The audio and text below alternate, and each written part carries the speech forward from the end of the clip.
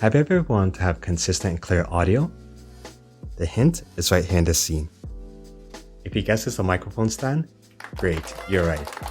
You see, a problem I was having with my previous recording setup is that anytime there was vibrations on the desk, the microphone would pick it up and I had to re-record the audio. Secondly, I want to be able to have more A-roll clips like this without having to get a second mic. In this review, I'll be taking a look at this microphone stand and deciding if it's worth a purchase or not, so make sure you stay to the very end to hear what I decide. That being said, let's begin. The Florio mic stand comes with a metal base weighing 3 kilograms, 3 poles, the foldable mic boom arm, mic clip holder, pop filter, a 3/8 to 1/4 adapter, and cable velcro straps. The mic boom arm construction is sturdy and strong, yet lightweight. Screwing on the mic clip is easy, but the moment you get it on, it stays on. The knobs you see on the arm allows you to control the tension, thus allowing you to easily move the arm. Since my Blue Yeti has a 3/8 diameter, screwing on the 3/8 to 5/8 adapter is just as simple. If you're finding this video helpful, give it a like, subscribe, and share. It'll help me grow this channel and produce more content that you'll enjoy. That being said, let's get back to the review.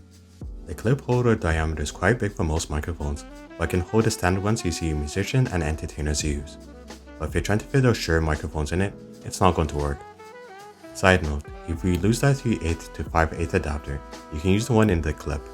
One thing I would have liked to see included is C-clamps to secure the mic to desk.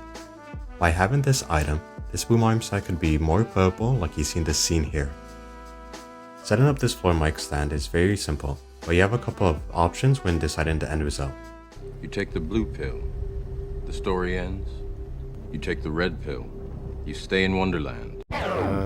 Sorry, wrong script. You can add extension pole 1 and be done, or continue to add another pole to it, thus increasing the height. So let me show you what it looks like to add just one extension pole. This height is pretty good for when you're sitting down recording audio for your content, but what if you prefer or require the height to be increased?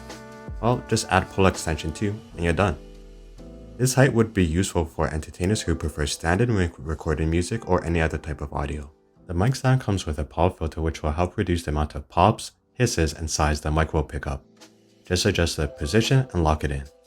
A design flaw with this mic stand is that if I rotate the boom arm to be perpendicular to the base, the mic will tip over.